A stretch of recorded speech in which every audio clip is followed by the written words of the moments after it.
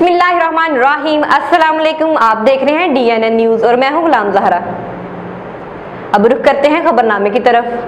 जी नाज़रीन, खबर शामिल करते हैं शहर लाहौर से।